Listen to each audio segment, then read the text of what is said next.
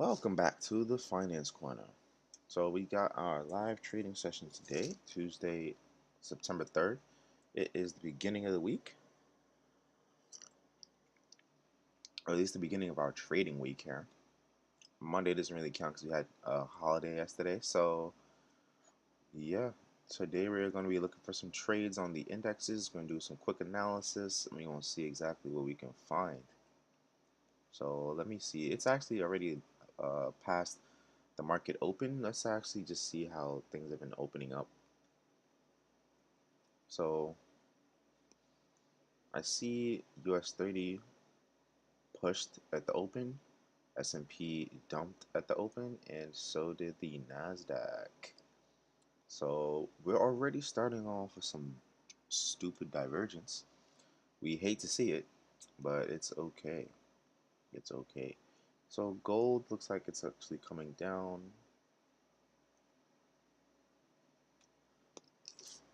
Gold looks like it's coming down right now.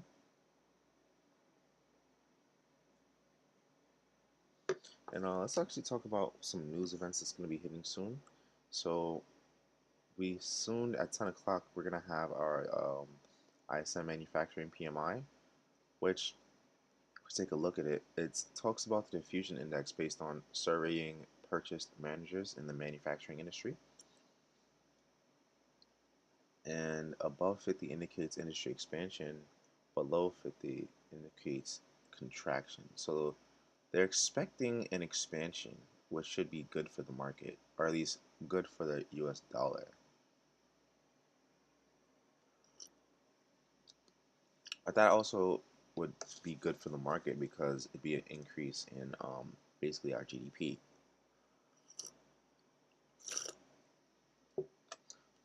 And then tomorrow, overnight rate, Bank of Japan, it's going to be a big deal. JOLTS, unemployment, and NFP. So let me see if there's any other news on Bloomberg. Because I noticed that this will actually have a lot more information than just looking on Forex Factory on its own. So Tuesday, nothing too crazy. Oh, we get manufacturing PMI. We get that number at 945. And they're actually expecting a lower number. Previous is 49 point. See, this is why you can't always trust this damn. Oh, wait, no, it's two different things. 16 minutes ISM manufacturing, which we know that. And ISM manufacturing prices. ISM manufacturing PMI. But the number is completely off. The number is completely off. 4768. What is that number? So, okay. 47.9 is the actual number we got. Let's actually take a look, see how the market rates respond to that.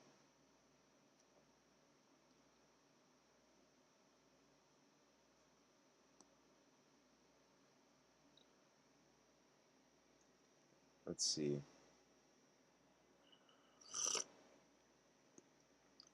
To me, it looks like this little area up here is a very highly sensitive area.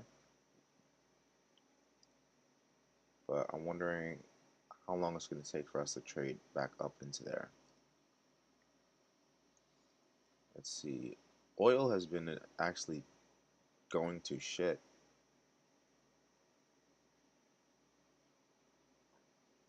Crazy sell-off on Friday.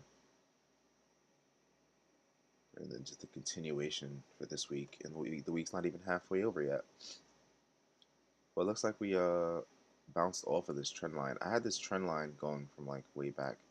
I thought I was trying to find some type of trend support, but it looks like we bounced off of it, and now we're probably going to be searching for some downside liquidity here or here, which is it's going to be interesting because I would think that, or you would think that oil would be bullish going into colder seasons, but maybe just not yet. Maybe just not yet. Let's see, the yen's pulling back.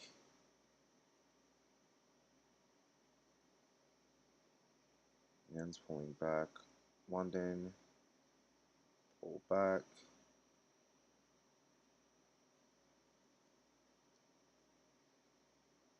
Mm, it's pretty interesting. This looks like some equal highs here, but we're selling off like crazy right now.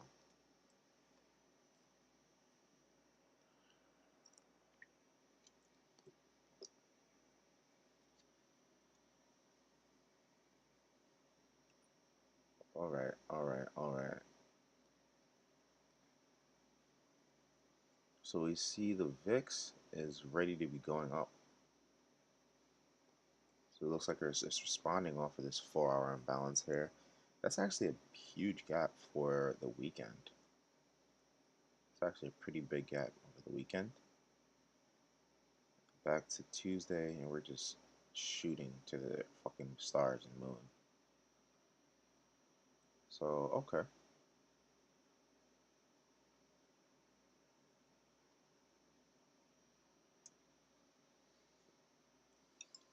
If that's going to be dumping or going up, maybe we can look for some shorts. Maybe we could look for some shorts.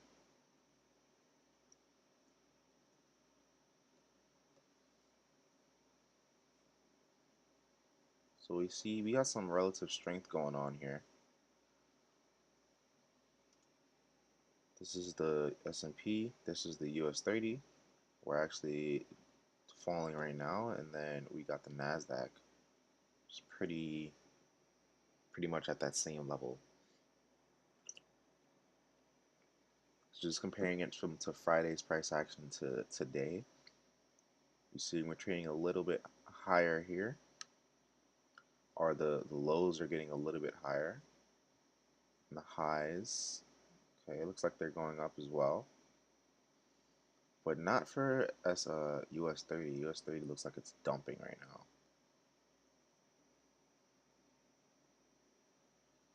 So we got 11 more minutes until we get a another report. So we just want to see how the market's going to react to that. Scroll down.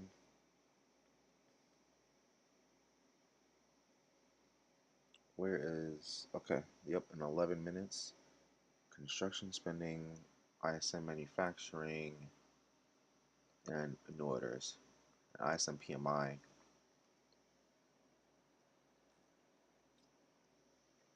Oh, the number is the same. 47.5 is what's expected, and 46.8. All right, so let's see if if this data is going to give us a surprise. It might set us a trend for the new market, or might set us a slight small trend for the day that we can capitalize on. So this is the trading account that I'm going to be working on right now. It is currently just a phase 1 challenge because we fumbled the bag on the phase 2 challenge yesterday. I mean, not yesterday, but last week. Because really, I just didn't manage my GJ trade to the best of my ability. I could have done a way better job doing that, and it just led to a couple other series of mistakes that cost me the account. So it's like that. It's like that sometimes.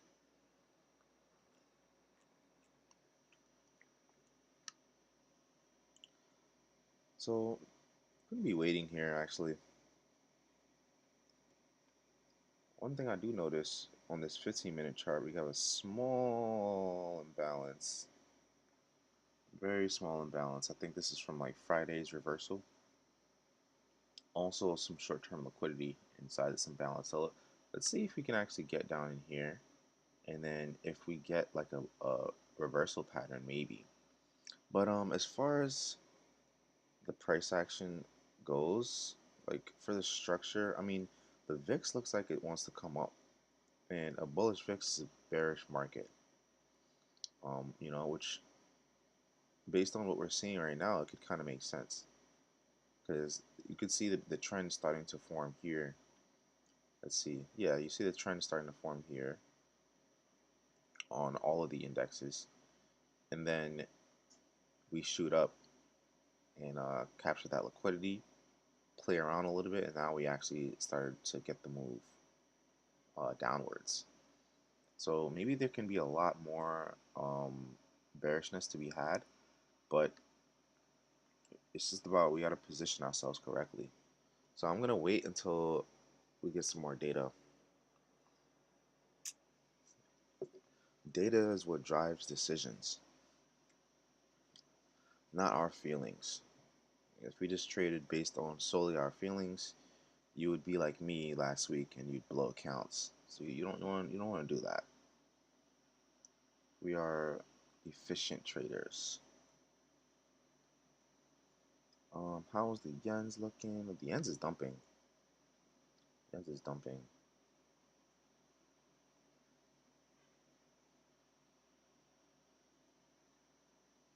All right.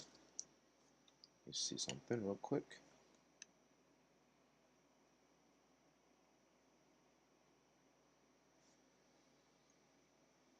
So I'm going to be paying attention to this imbalance here on both the S&P and the US 30 because it looks like it can help us out on some 15-minute structure here. Sorry, this candle closes in 6 minutes, and then after we get the data at 10 o'clock, that will definitely give us some more context for this imbalance. Let's see, are we going to just trade right through it, or is this a effective bounce? So it's a little bit more time.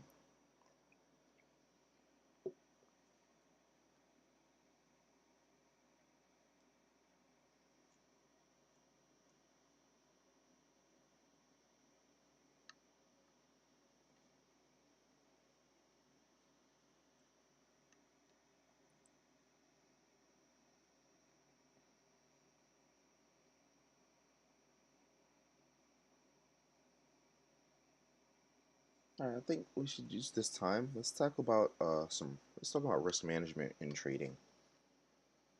Let's talk about risk management in trading. Like when it comes to trading these markets on the short term, there's no limit to the amount of trades that you can take, right? Unless you're an options trader and you have to follow that pattern day trading rule.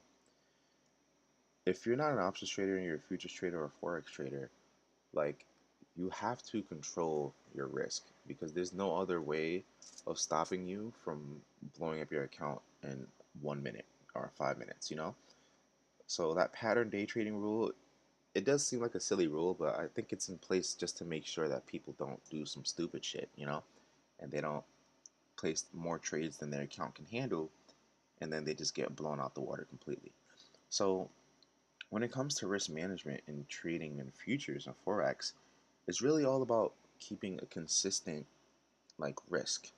Like if you usually just risk 1%, which is kind of a lot, but if you usually just risk 1% on a trade, do that consistently. And then over time, well, if you're catching good positions, you shouldn't really lose over time keeping your risk consistent like that. Another example is like the way you can keep your risk consistent is going for certain risk to reward ratios. So, like for example, if we were to take this trade right in here, and maybe I put my stop loss up here, and you see that risk reward ratio button or the number in the middle, what if I only want to go for 1 to 3s? No more and no less. So I'd be looking for the market to just come right back up here, and then I'd be done with the trade.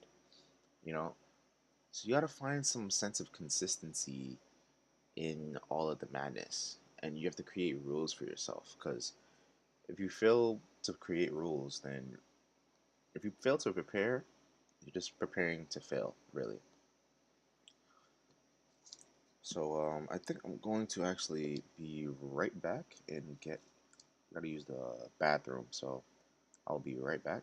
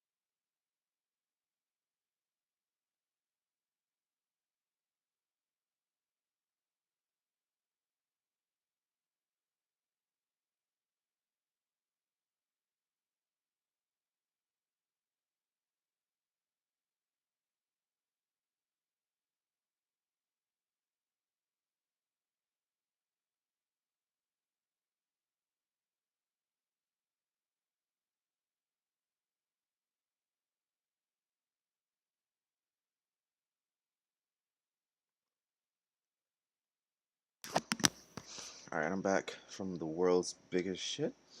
So let's see where we at. Okay, so we are trading right back into that imbalance. Alright, it actually does not look bullish to me. I think this is gonna be a bearish move, bearish day. So I'm gonna actually take a position based on the fact that there's no more news for today, and I believe we should be have permission to expand. So let me go ahead and find a sell position.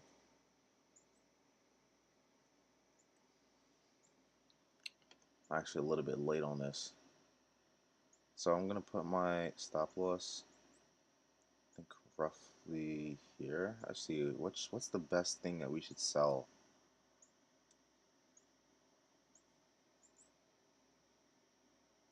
US 30. I feel like there's a clearer target on US 30 than there is on the Nasdaq. But I'm missing out on points right now.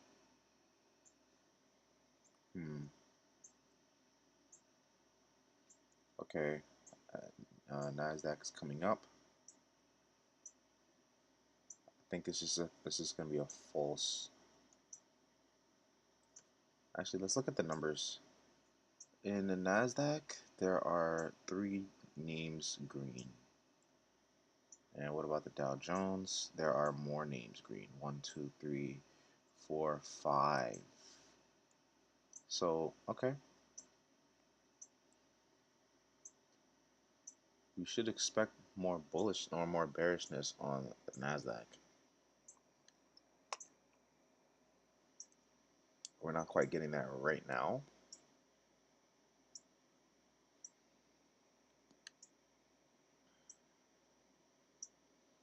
Okay, so it looks like we bounced off the imbalance, but the moving average is more relevant.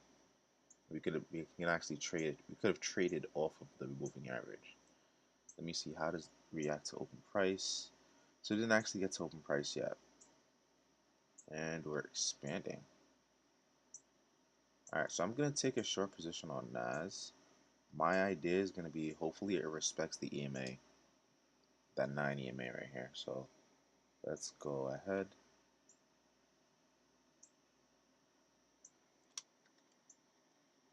Let's get a 12 lot. EMA is around up here.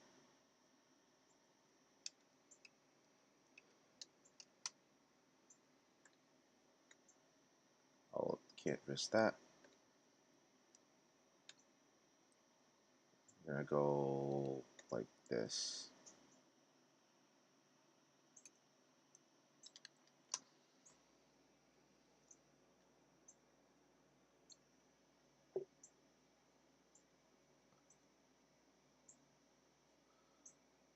Let's see. We're lower, but not on this.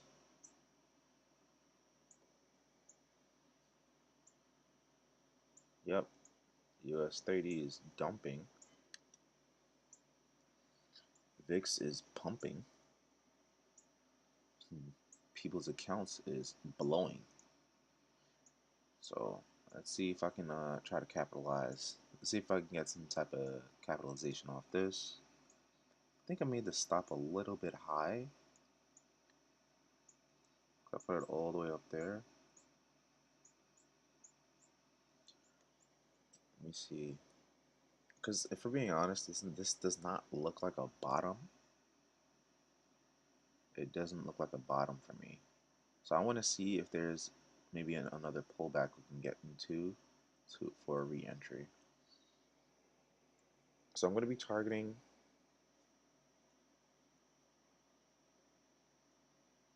we can go for like a psychological number, 19,200 down here. Maybe like a 1-to-1 risk reward.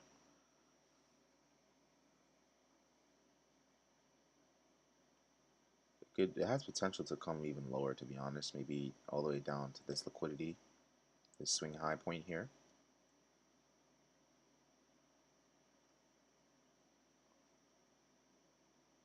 All right, I don't think we're gonna get a pullback to up there. So I think I'm going to re-enter.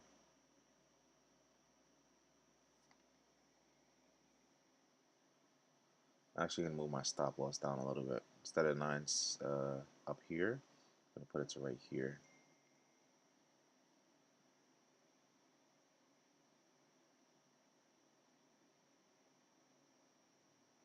360. See how that goes. Some decent risk here. All right. And I mean, if we think about it, we should have some room to expand because it's technically the first trading day of the week. Because yesterday didn't really count for Labor Day. So let's see, let's see. Looks like the US 30 is still dumping. The best trading opportunity probably was this, but we weren't really bearish yet until we seen that this imbalance was ignored. So that's the only issue with participating in this move specifically. I didn't have my bearish bias yet.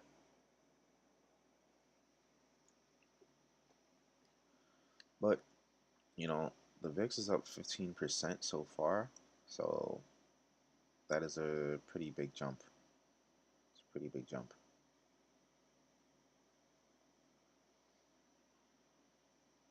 All right, from this point, it's just going to be about patience.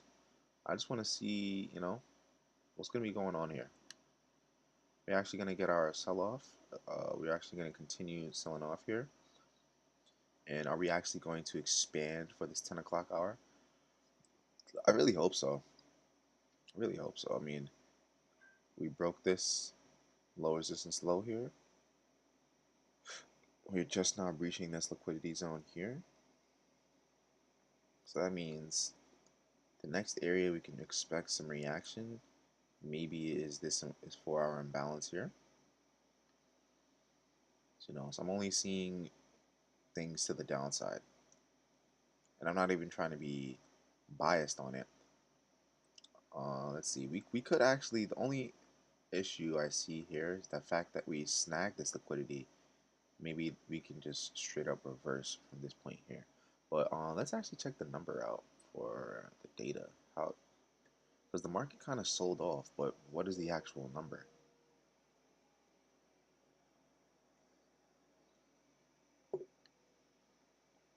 So we got 10 o'clock ISM manufacturing. Okay, that's not really good. So previous was 46.8. They expected an increase, and it did increase, but not to the amount that they wanted it to.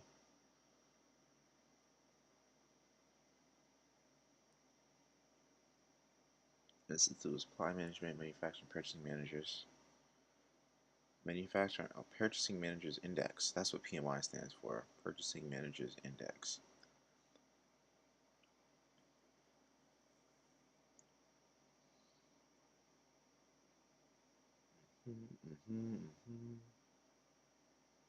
Net difference between the number of responses in the positive economic direction and the negative economic direction in the diffusion index.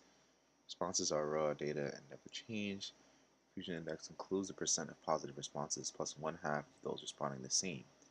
Resulting index number is then seasonally adjusted to allow for effects of repetitive intra-year variations resulting primarily from normal differences in weather conditions, institutional arrangements, and differences attributable to non-movable holidays. Seasonal adjustment factors applied by the U.S. Department of Commerce and are subject annually to relatively minor changes when conditions warrant them. New orders, productions, employment, supplier deliveries, and inventories. Prices paid, categories, diffusion calculated by the adding the percentage responses indicating they paid more for inputs plus 1/2 of those responding to the same inputs.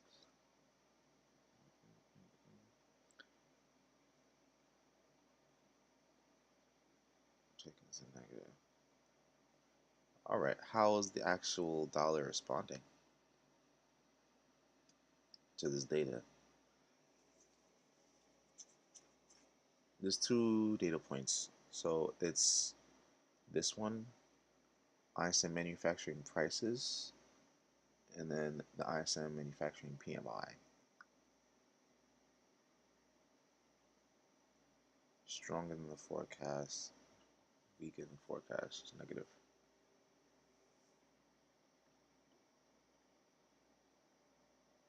Yeah.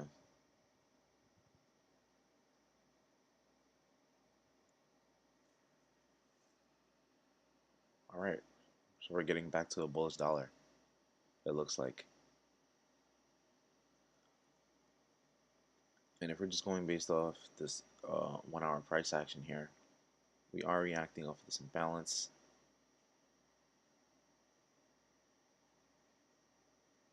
And we're coming back up. But are we going to be coming back down for the indexes though?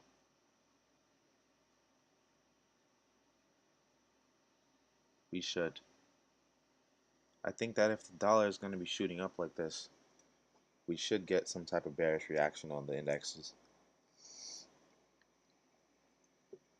Yep, we got a strong engulfing candle on the dollar. All right, we're moving now. We love to see it. Now, the only issue is patience now, because we don't know how long it's going to take to sell this bitch off. So, I think I'm going to run two targets. I think that's the best thing for me to do. So we can have the first target at 200 to kind of secures the money back in the bag. And then maybe the next target. Let me see actually.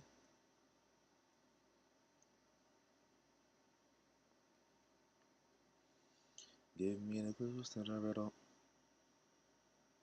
19,200. 200 it does not look like actually a bad spot. Does not look like a bad spot. And we just go for another 100 on the second TP. Hopefully this plays out.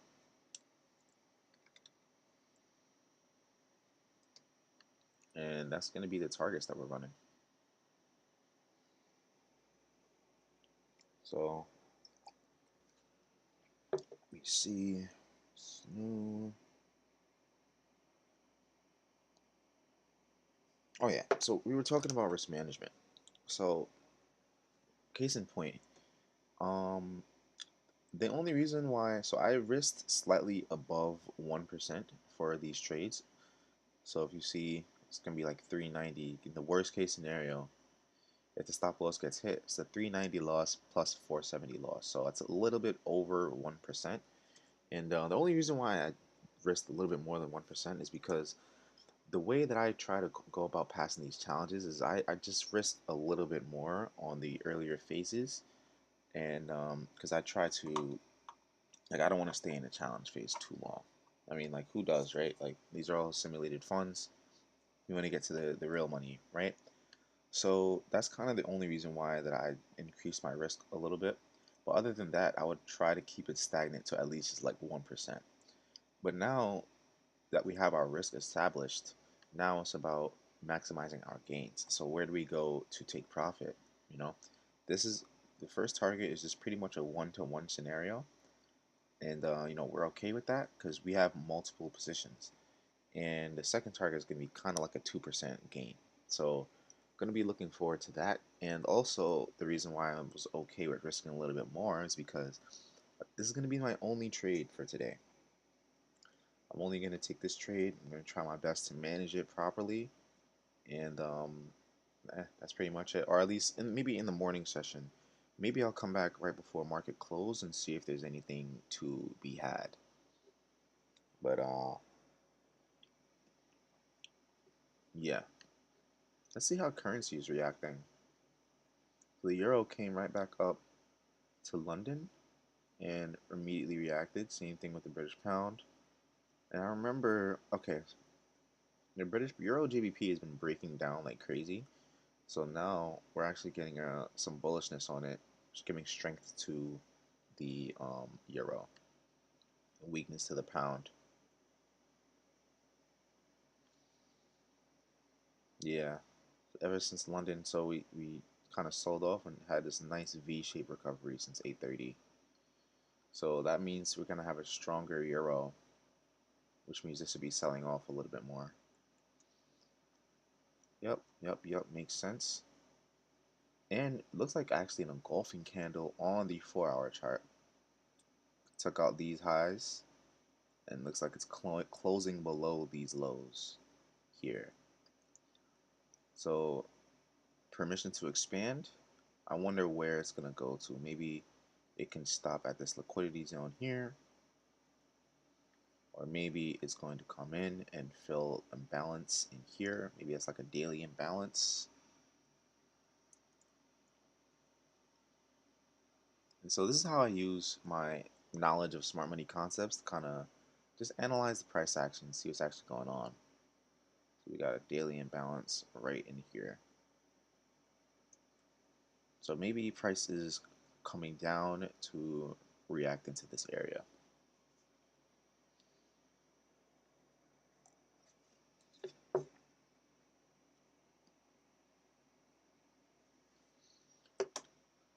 All right, how did gold trade throughout this shit? Gold's been having a bearish day. I was making the case on the market review for this week that we were kind of switching structure into a bearish for gold. So what I noticed is that we had some liquidity here on the swing high, breached that liquidity, and then we actually broke lower. We actually broke lower relative to this high, this low here, and then we came back up, going slightly lower, and then now we started breaking down even more, even more. So, and we're getting the price action follow through with that. So I wish I was more. I wish I stuck to that bias though, because I pointed that out in the market review, but I didn't actually take any trades based on that. But it looks like this is a nice 1 hour institutional candle you could have used as a way to enter this. So if you see buying happen up here, take out liquidity short term. We got a structure shift here. So this actually would have been a really nice trade actually. So we got equal lows here after identifying the institutional candle to the upside, and then we sell off. But what's more important is after we breach this liquidity zone here. So as you see, we sell off here, breach the liquidity.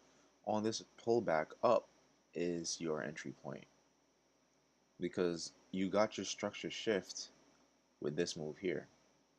So this is the textbook mitigation. Low, high, lower low. You pull back to an area of either liquidity or a discount area, and then that area is the catalyst for the move. So now it's a little bit more, it pulled back a little bit deeper than a standard mitigation.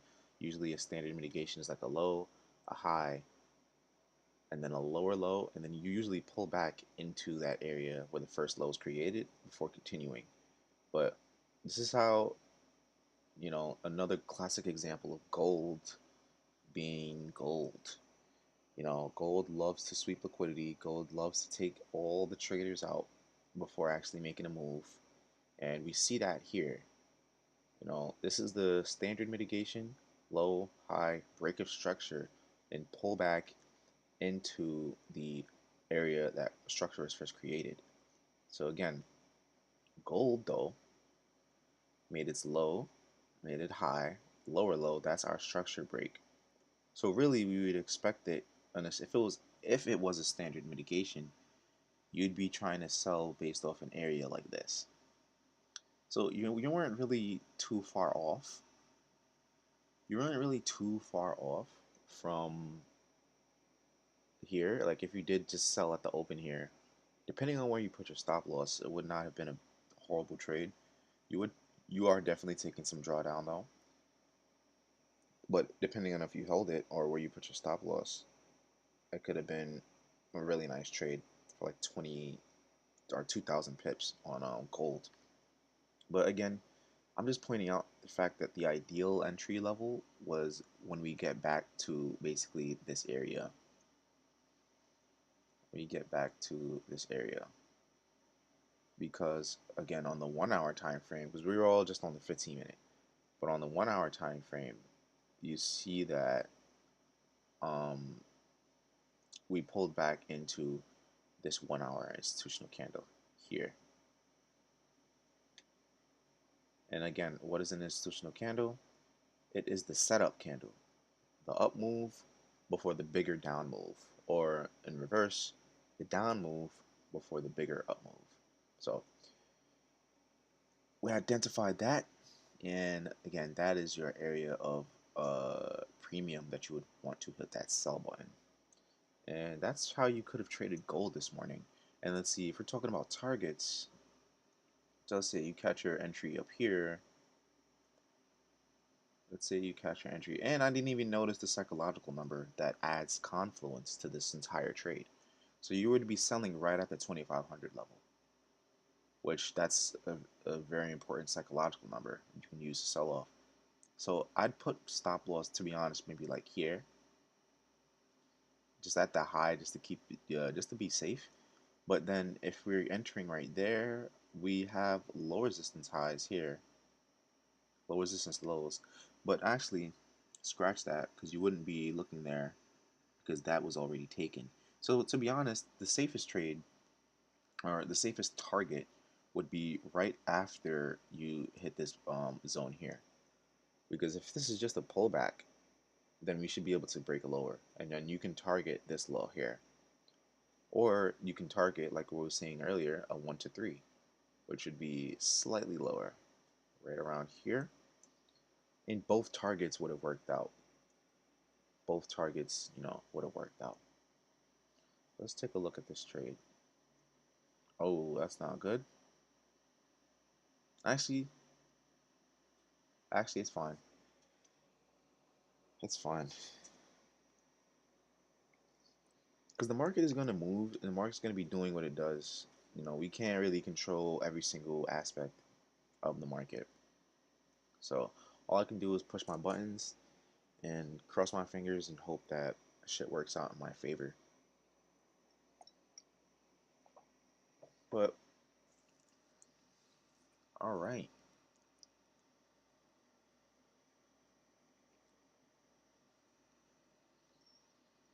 All right. Let's see. Let's see how the yens are trading. So the yen is still dumping. Um, I guess we can do a quick review. I mean, I already kind of talked about it, but like, man, this position hurt my soul. Not even gonna lie. It was last week, Sunday. I identified this equal triple bottoms right here in the form of liquidity right here, right? And then it was a little late. I didn't go to sleep yet when London happened, and I observed that the market kind of made this candle here. Let me actually zoom in. So I observed the market made this candle right here. And I was like, oh shit, that's the breach of liquidity with the wick. And I was like, maybe we can, have a nice buy position. And it did exactly that. Now the problem came when I made my target. I targeted liquidity, which it makes sense. This really was not a bad position. I really wish I got the full thing, but I'm gonna show you in a second. It pulled back and took me out for only maybe about 50 pips profit after it ran like 200 pips profit. So we had the equal highs here. That was really the target, and it was a very simple trade. It was a very simple trade, from liquidity to liquidity, and it just didn't work out for me. It didn't get exactly where I needed it to get, which is at this high. And so, but by the time I woke up, because again, this is during London session, and I just went to sleep. So by the time I woke up, though, it had reversed into around here. See, 9 o'clock open. So I missed out on essentially all of that, like an extra 100 pips, and it came back into here. So now that's cool, right? But follow along with the bullshit, because I observed low resistance highs here and some more liquidity on the short term, and I observed these wicks that made me think price does not want to stay in this area, right? So that was my thought process with re-entering again, and then combine that with the fact that there was an institutional candle here. So for me, looking at it again, I was just like, this is actually still bullish, and we should still be able to get some buy side. So I re-entered around here at 190.80, and but just look at what happens. Like, this is the problem. When I re-entered, my stop loss was kind of I didn't put my stop loss all the way down here, or I didn't like break even yet. I had moved my stop in profit, and I actually moved it to right here, 190.30. So basically, I had two running positions that basically just got stopped out right here on Wednesday. And then as you see, the market really just runs way past my target. So shit like that happens. We live and we learn. The only thing I think I took away from this trade as a lesson was that I could have just closed out for slightly more profit. Um, where is it, around here? Instead of losing like an extra 65, 70 pips of profit, I could have just closed the whole entire position and not re-entered right here. But it is what it is. Look, damn fly.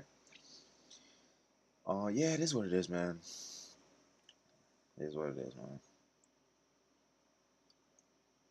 Make me want to fucking cry or whatever, but we don't do that. Grown men don't cry. So, where we at? Alright, we getting some movement. Getting some potential movement back down. I'm here for it.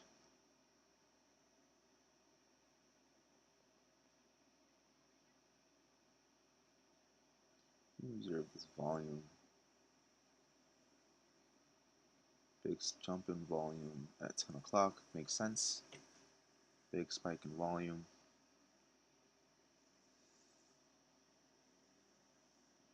Trades into. So, alright, watch the mitigation. I think I see it. We're going to observe this real quick. So, this is our textbook mitigation. The market makes a low, and it makes a high, and it makes a lower low, and then it pulls back into our previous low point. Now this should be permission to expand to the downside. It just looks like a pattern, or it just looks like a regular like market pattern, but which it is. But there's smart money concepts behind it. Basically, it's that people with money are essentially bullish up until they see the structure shift that occurs in this area here.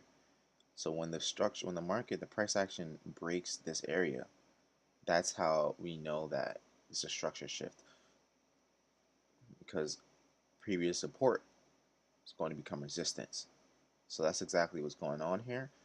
Traders who were long realize that, oh shit, I'm on the wrong side, and then the market comes back up a little bit so they can re-enter and cover their positions.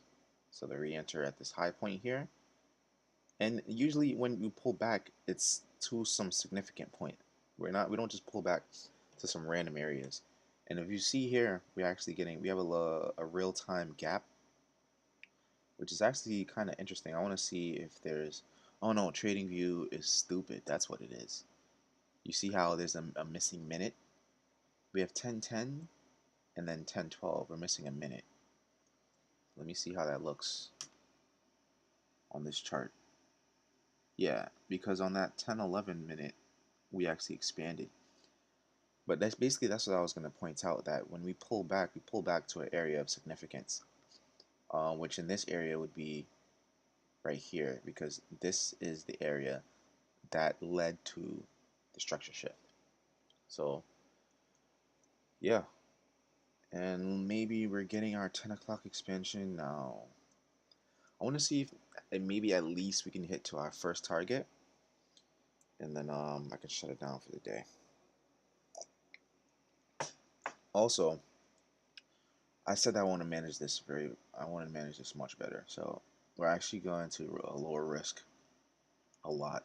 So we can actually put it right above this previous swing high point for both positions.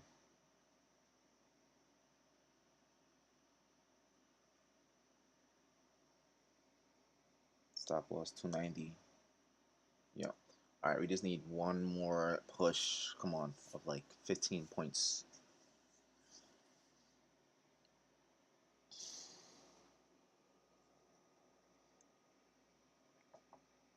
There we go. Come on. Come on. Daddy needs to be funded. Let's go. One more push. One more push. One more push. It's right there, bro. Give me my first target. You've got to be kidding me, bro. 19201, bro. My target is 19200, bro.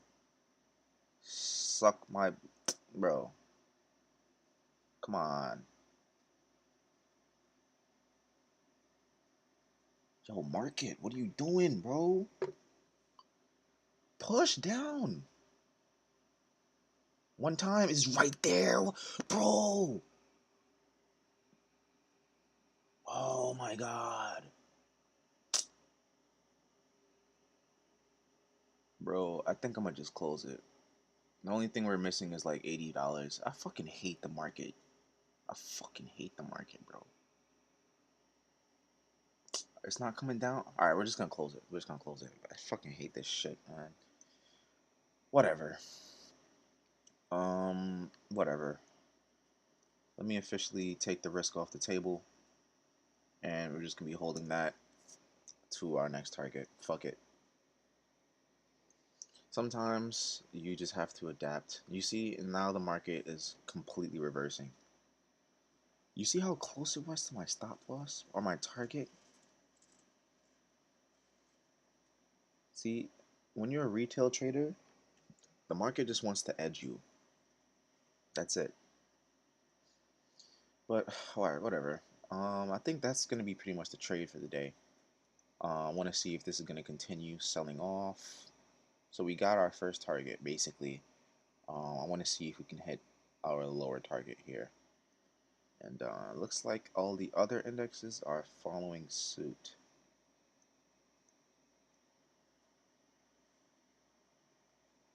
Yeah. And that's pretty much all we have for now. That's pretty much what we have for now. I'll watch it come down and hit my real target. Maybe not.